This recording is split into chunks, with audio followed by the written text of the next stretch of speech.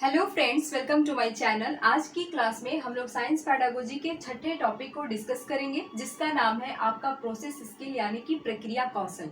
तो हम जानेंगे, देखिए ये सभी प्रोसेस स्किल है, प्रक्रिया कौशल है। तो यहाँ से आपके एग्जाम में बहुत सारे क्वेश्चन देखने को मिलते हैं पैडागोजी के, ठीक है। तो चलिए इसको हम लोग एक एक करके डिस्कस करेंगे। देखिए, सबसे पहले बात करते हैं कि जिस तरह से वैज्ञानिक सोचते हैं वैसे ही सोच बच्चों में डेवलप करने के लिए, ताकि बच्चा भी उनके जैसा सोचे, उसके लिए हमने उसके लिए कुछ प्रक्रिया कौशल बनाया गया है। तो बच्चे को उसी प्रक्रिया कौशल से गुजरना पड़ेगा, ताकि बच्चा भी साइंटिस्ट की तरह, उसकी थिंकिंग जो होता है उसके उस लेवल की तरह आ जाए, ठीक है। तो चलिए एक एक करके इन सभी को डिस्कस करते हैं। देखिए, सबसे पहले बात करते हैं, देखिए ये जो आपको प्रक्रिया कौशल है, ऐसा नहीं है कि मान लेते सबसे पहले अवलोकन आएगा फिर निष्कर्ष आएगा, ऐसा नहीं। आप इसको जहां तहां सभी जो मतलब लिख सकते हैं, ठीक है।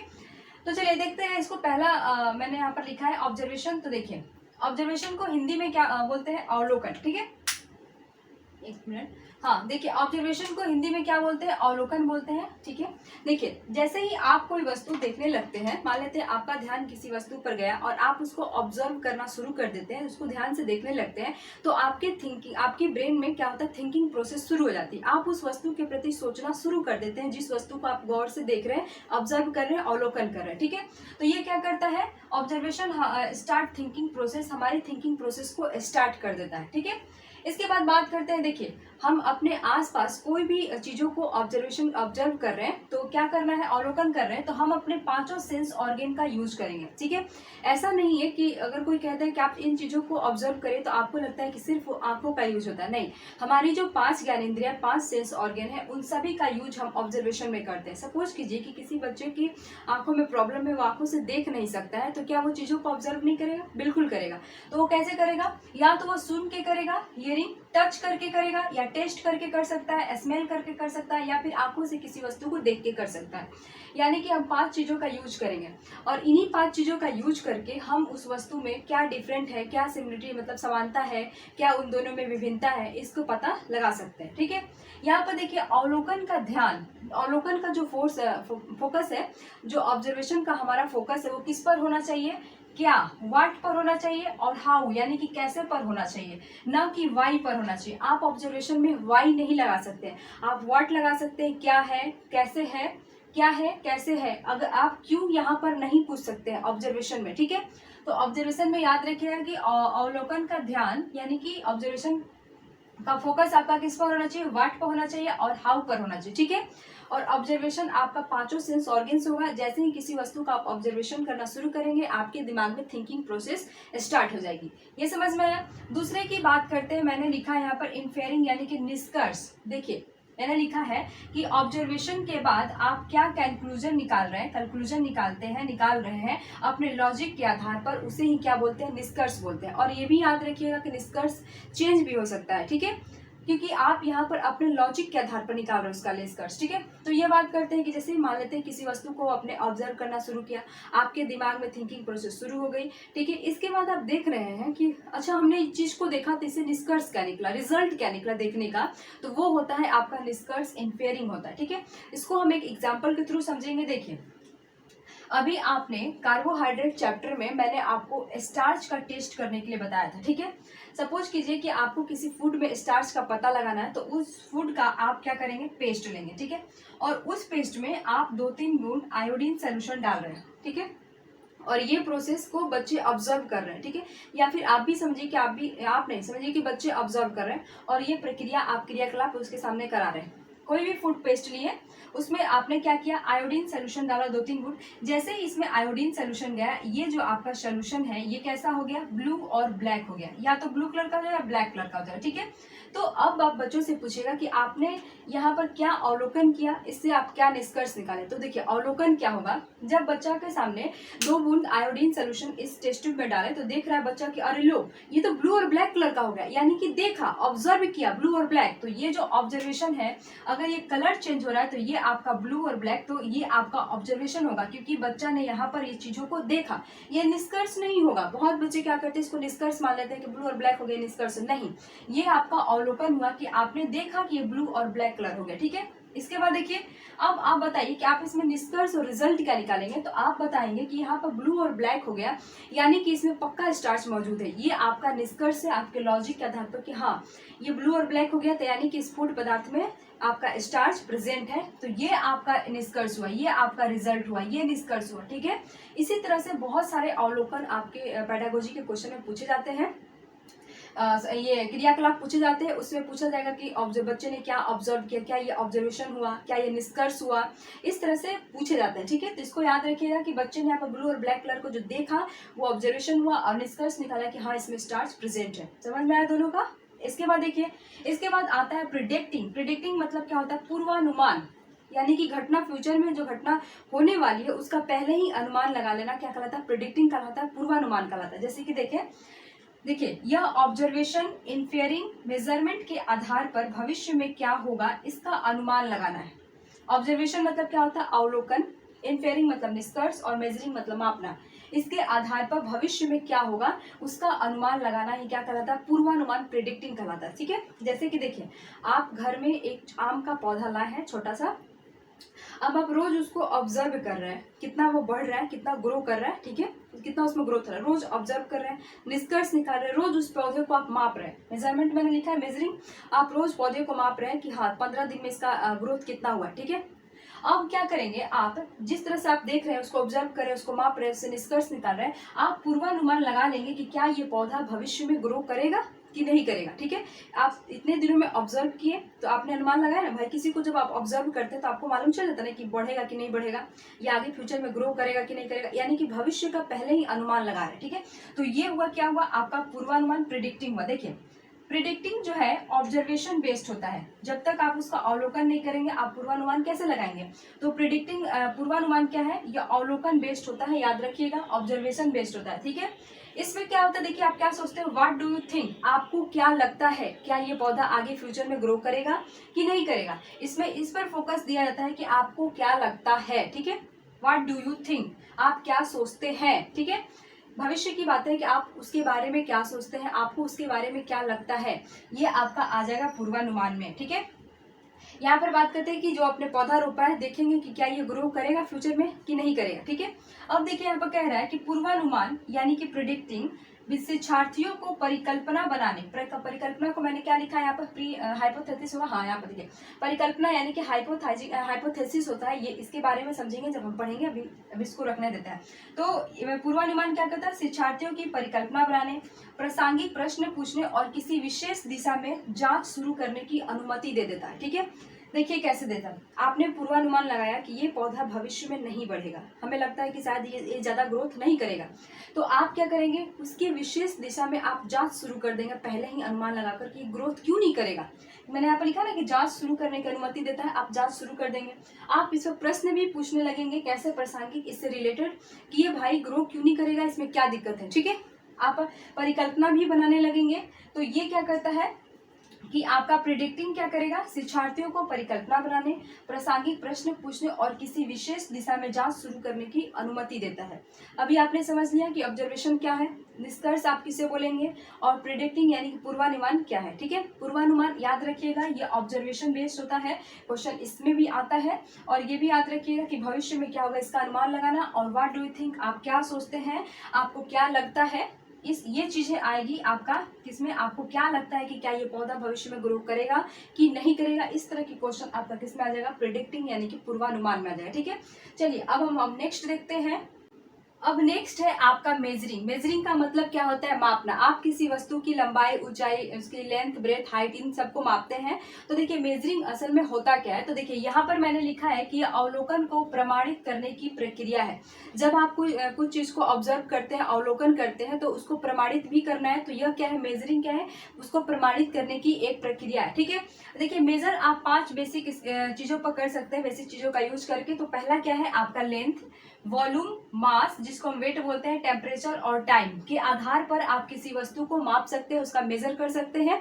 ठीक है, और मेजर करके आप किसी वस्तु को या सही है गलत उसको क्या करेंगे, प्रमाणित कर सकते हैं। ठीक है, ये मेजरिंग आपको समझ में आ गया। दूसरा बात कर नेक्स्ट करते हैं, देखिए यहाँ पर लिखा है क्लासीफाई। क्लासीफाई का मतलब क्या होता है, वर्गीकृत। ठीक है, सपोज कीजिए कि आपके पास बहुत सारी ऐसी चीजें हैं जो एकदम कचरा की तरह है, तो आप क्या करेंगे, सभी चीजों को अलग अलग वर्गीकृत करेंगे कि ये चीज इसमें आए, ये चीजों को इस डिब्बा में रख दे अलग, इस चीजों को अलग डिब्बा में रख दे, इसको हम साथ रख सकते हैं, यानी कि उसको वर्गीकृत करेंगे। ठीक है, तो यहाँ पर मैंने लिखा है कि क्लासिफाई करने से चीजें आसान हो जाती है। इसमें चीजों को आप ग्रुप बनाएंगे या पेयर में रखने का कार्य करते हैं।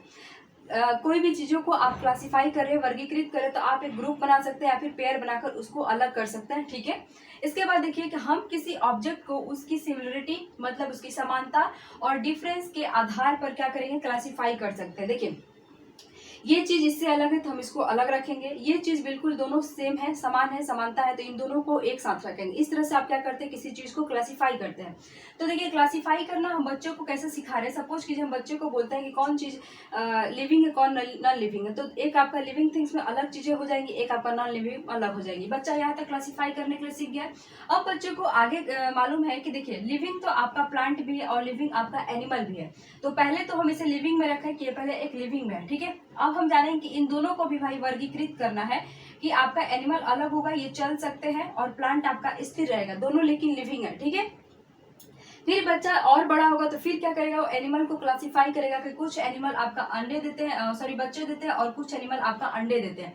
इस आधार पर भी उन दोनों में अंतर कर सकता है, क्लासिफाई कर सकता है, उनको वर्गीकृत कर सकता है। फिर आपका प्लांट में भी आगे चलकर क्या होता है, वर्गीकृत होता है कि कुछ ट्री है, कुछ हर्ब है, कुछ श्रब है। तो इस तरह से क्या होता है, अलग अलग चीजों को आप क्लासिफाई कर सकते हैं, वर्गीकृत कर सकते हैं। इससे क्या होता है, आप मैमल्स के बारे में पढ़ेंगे जो बच्चा देता है, तो आप स्तनधारियों के बारे में पढ़ेंगे तो आप अलग उसका मतलब वर्गीकृत किए तो उसको पढ़ने में आसानी होगा। आप जो जानवर अंडे देते हैं उसके बारे में पढ़ेंगे तो उसको पढ़ने में आसानी होगा। ठीक है, तो ये दोनों लिविंग है, पहले तो हम नॉन लिविंग लिविंग में दोनों को अंतर कर लिए, क्लासिफाई कर दिए, उसका बंटवारा कर दिए। फिर आपको मालूम है कि लिविंग में आपका प्लांट एनिमल दोनों हो गया, हम दोनों को फिर बंटवारा कर दिए। फिर इसके बाद आप प्लांट को अलग बांटेंगे, एनिमल को अलग बांटेंगे। तो इस तरह से आप किसी चीज को क्लासिफाई करेंगे तो आपको समझने में आसानी होगी। ठीक है, यहाँ तक समझ में क्लासिफाई का मतलब। अब देखिए हाइपोथेसिस, ये आपका इंपॉर्टेंट है, इस यहाँ से क्वेश्चन बहुत आते हैं। हाइपोथेसिस क्या है, आपके ऑप्शन में देखने को मिलेंगे। ठीक है, अभी तक देखिए, अभी तक आपने यहाँ पर ऑब्जर्वेशन पढ़ लिया है, डिस्कस पढ़ लिया है, मेजरिंग पढ़ लिया, प्रिडिक्टिंग पढ़ लिया, अभी आप क्लासिफाई पढ़ लिए। इसके बाद आपका क्या होगा, हाइपोथेसिस बच गया, अभी आप पढ़ेंगे इसको। देखिए यहाँ पर बात करते हैं हाइपोथेसिस, जिसको हम क्या कहते हैं, परिकल्पना कहते हैं। अब हाइपोथेसिस क्या होता है, तो देखिए परिकल्पना का उद्देश्य किसी प्रश्न का उत्तर खोजना है। ठीक है, इसका मुख्य उद्देश्य क्या है, परिकल्पना का मुख्य उद्देश्य क्या है कि किसी प्रश्न का हमें उत्तर खोजना है। ठीक है, यह एक धारणा है जिसे न तो सिद्ध किया जा सकता है और न ही आप इसे अस्वीकृत कर सकते हैं। एक चीज देखे है, क्या बोलते हैं, जब कोई चीज होता है कि ना तो हम इसे छोड़ सकते हैं और ना हम इसके साथ रह सकते हैं, वही वाला चीज आपकी परिकल्पना हो गई। या देखिए यहाँ पर लिखा है कि जिसे ना तो सिद्ध किया जा सकता है और ना ही इसे हम अस्वीकृत कर सकते हैं। ठीक है, यहाँ तक समझ गया, ये चीज आपकी परिकल्पना है। यह क्या है, यह फैक्ट पर आधारित होता है, यह प्रूफ पर आधारित होता है। ठीक है, यहाँ देखिए इसमें किस पर फोकस किया जाता है, इसमें आपका फोकस किया जाता है वाई पर। वाई मतलब क्यों पर फोकस किया जाता है परिकल्पना में। ठीक है, हम जैसे कि हम यहाँ पर करेंगे, हम ऐसा क्यों सोच रहे हैं। ठीक है, जैसे कि यहाँ पर हमने लिखा कि किसी प्रश्न का उत्तर खोजना ही परिकल्पना कहलाता है, जिसमें आप खोजेंगे कि हम ऐसा क्यों सोच रहे हैं। ठीक है, अलग अलग घटनाओं के आपसी संबंध की व्याख्या करने वाला का कोई तर्कपूर्ण सुझाव ही क्या है, परिकल्पना है। देखिए जो भी अलग अलग घटनाएं होती है, उनके संबंध को आप आपस में जोड़िए, फिर आपस में संबंध जोड़कर कोई तर्कपूर्ण सुझाव दे रहे हैं तो वो क्या है, वो आपका परिकल्पना है। परिकल्पना का मतलब ही किसी प्रश्न का उत्तर ढूंढना है कि हम ऐसा क्यों सोच रहे हैं, हम ऐसा क्यों कर रहे हैं, क्यों आएगा, वाई पर इसमें फोकस किया गया। ठीक है, जैसे कि देखिए बच्चा क्या करेगा, बच्चा चीजों को पहले क्या करेगा, ऑब्जर्व कर रहा है। ठीक है, ऑब्जर्व करने के बाद बच्चा पूर्वानुमान लगा रहा है कि क्या ये पेड़ ग्रो करेगा। ठीक है, पूर्वानुमान लगा रहा है, पहले ही अनुमान लगा ले रहा है क्या क्या ये पेड़ ग्रो करेगा, क्या ऐसा मतलब यहाँ पर लिखा है कि क्या ऐसा होगा। इसके बाद क्या होगा, फिर इसमें क्या होता है, फिर एक्चुअल प्रूफ के साथ एक्सप्लेन करेगा, तो वो होता है हाइपोथेसिस। ठीक है, हाइपोथेसिस को स्वीकार करना या ना करना किस बात पर निर्भर करता है, प्रूफ पर निर्भर करता है। आपको प्रूफ चाहिए होता है। ठीक है, तो इसमें याद रखिएगा कि ये प्रूफ पर आधारित होता है, ये फैक्ट पर आधारित होता है। इसमें एक्चुअल प्रूफ के साथ ही आप क्या करेंगे, एक्सप्लेन करेंगे। देखिए जब आप किसी चीज का, यहाँ पर हमने लिखा है ना कि परिकल्पना का उद्देश्य किसी प्रश्न का उत्तर खोजना है। जब आप उत्तर खोजेंगे तो जाहिर सी बात है कि आप जब उत्तर दे रहे हैं तो कोई ना कोई प्रूफ देंगे, एक्चुअल प्रूफ के साथ ही उसे देंगे, तभी तो वो उत्तर माना जाएगा। तो देखिए ये क्या है कि यहाँ पर सबसे पहले बच्चा ऑब्जर्वेशन करेगा, फिर पूर्वानुमान लगाएगा, इसके बाद क्या होता है एक्चुअल प्रूफ के साथ एक्सप्लेन करेगा, वही क्या होता है हाइपोथेसिस होता है। याद रखिएगा ये आता है क्वेश्चन कि इसे ना तो सिद्ध किया जाता है और ना ही इसे अस्वीकृत किया जाता है। इसमें याद रखिएगा कि हम क्यों पर फोकस करते हैं, वाई पर फोकस करते हैं। ठीक है, यहाँ तक समझ में आया। तो अभी आपने परिकल्पना भी देख लिया, अब हम नेक्स्ट देखेंगे कम्युनिकेशन और क्या देखेंगे, एक्सपेरिमेंट। ठीक है, तो चलिए उसको भी देखते हैं। नेक्स्ट है आपका कम्युनिकेटिंग यानी कि संप्रेषण। संप्रेषण क्या होता है इसको जानेंगे। देखिए हमने लिखा है कि इसके माध्यम से वैज्ञानिक ज्ञान को साझा और संप्रेषित किया जाता है। ठीक है, संप्रेषण यानी कम्युनिकेशन, आपस में बातचीत करना, किसी चीज को साझा करना। ठीक है, तो ये क्या होता है कि इसके माध्यम से हम किसी भी वैज्ञानिक ज्ञान को क्या करेंगे, साझा करेंगे और इसे हम संप्रेषित करेंगे। ठीक है, यहाँ देखिए ये आपका बहुत इंपॉर्टेंट है, ऑप्शन में आपके पूछे जाते हैं कि वैज्ञानिक संचार कैसा होना चाहिए। आपको वस्तुनिष्ठ यानी कि ऑब्जेक्टिव होना चाहिए। वस्तुनिष्ठ यानी ऑब्जेक्टिव का मतलब है कि आपका ऑब्जर्वेशन वाला होना चाहिए, साथ ही साथ कम्युनिकेटिंग हो जाएगा, एक्सपेरिमेंट हो जाएगा, प्रिडिक्टिंग हो जाएगा, हाइपोथेसिस हो जाएगा। तो इस आधार पर होना चाहिए आपका ऑब्जेक्टिव यानी कि वस्तुनिष्ठ होना चाहिए। ठीक है, यह कैसा नहीं होना चाहिए, यह व्यक्तिगत भावना या राय यानी कि पर्सनल फीलिंग या ओपिनियन पर आधारित नहीं होनी चाहिए। ठीक है, ओपिनियन की बात अगर अपनी फीलिंग, पर्सनल फीलिंग, ओपिनियन, कोई कहता है ना कि अपना ओपिनियन मत दो हमको, यानी कि क्या होता है कि पर्सनल फीलिंग यानी पर्सनल फीलिंग या राय जो होता है ओपिनियन, इस पर आधारित नहीं होना चाहिए। कौन सा संचार, वैज्ञानिक संचार। तो ये आपके ऑप्शन में पूछे जाते हैं कि वैज्ञानिक संचार कभी भी आप इसमें अपनी फीलिंग नहीं दे सकते, क्या ये हो सकता है, ये नहीं हो सकता। ठीक है, तो वहां पर क्या होता है व्यक्तिगत भावना या राय को नहीं देना रहता है, ये याद रखिएगा। यहाँ पर आपको वस्तुनिष्ठ ऑब्जेक्टिव होना चाहिए जो संचार है, इसमें से कोई इसके बारे में बात होनी चाहिए। ठीक है, इसके बाद देखिए यह सिस्टमेटिक होता है, व्यवस्थित होता है। आप किसी से भी कम्युनिकेशन करेंगे तो सिस्टमेटिक तरीके से करेंगे, यानी कि यह कैसा होता है, वैज्ञानिक संचार आपका सिस्टमेटिक होता है, व्यवस्थित होता है। ठीक है, यहाँ देखिए कम्युनिकेशन की बात करें तो आप कम्युनिकेशन किन किन चीजों से कर सकते हैं। तो देखिए अपनी बातों को कहने के लिए माइंड मैप का या समरी बनाते हैं। ठीक है, माइंड मैप या समरी बनाते हैं, जैसे कि आप मेकिंग चार्ट बनाकर भी आप कम्युनिकेशन कर सकते हैं, पोस्टर बनाकर कर सकते हैं, मॉडल्स बनाकर कर सकते हैं, इक्वेशन बनाकर कर सकते हैं, सैम्पल्स बनाकर कर सकते हैं, ग्राफ बनाकर करेंगे, मैप बनाकर करेंगे, डायग्राम बनाकर करेंगे, और कोई रचनात्मक राइटिंग लेखन के आधार पर आप कम्युनिकेशन कर सकते हैं। तो इसको याद रखिएगा। देखिए कम्युनिकेशन के माध्यम से आप वैज्ञानिक ज्ञान को साझा और संप्रेषित करेंगे। आपका जो ये वैज्ञानिक संचार कैसा होना चाहिए, कम्युनिकेशन कैसा होना चाहिए, साइंटिफिक कम्युनिकेशन आपका कैसा होना चाहिए, तो ये वस्तुनिष्ठ होना चाहिए। यहाँ जो आपको दिख रहा है इसी के आधार पर होना चाहिए, ना कि आप इसमें पर्सनल राय अपनी फीलिंग डालेंगे। ठीक है, यहाँ तक समझ है। ये आपका सिस्टमेटिक होना चाहिए, व्यवस्थित होना चाहिए, और आप कम्युनिकेशन किस आधार पर करेंगे, आप कहने अपनी बातों को कहने के लिए आप माइंड मैप तैयार करेंगे, समरी बनाएंगे, आप में कोई भी चार्ट तैयार कर सकते हैं, poster, models, equation, samples, graph, map, diagram और क्रिएटिव रचनात्मक लेखन के द्वारा आप कम्युनिकेशन कर सकते हैं। ठीक है, यहाँ तक समझ में आया। अब देखिए यहाँ पर क्या है, एक्सपेरिमेंट। अब कोई पूछता है कि एक्सपेरिमेंट क्या है, तो देखिए ऊपर मैंने जो चीजें आपने पढ़ी, ऊपर अभी तक आपने जो चीजें पढ़ी उन सभी को प्रूफ करना ही क्या है, एक्सपेरिमेंट कहलाता है। आपने जो भी चीजें पढ़ी इन सबको प्रूफ कर रहे हैं तो आप एक्सपेरिमेंट कर रहे हैं।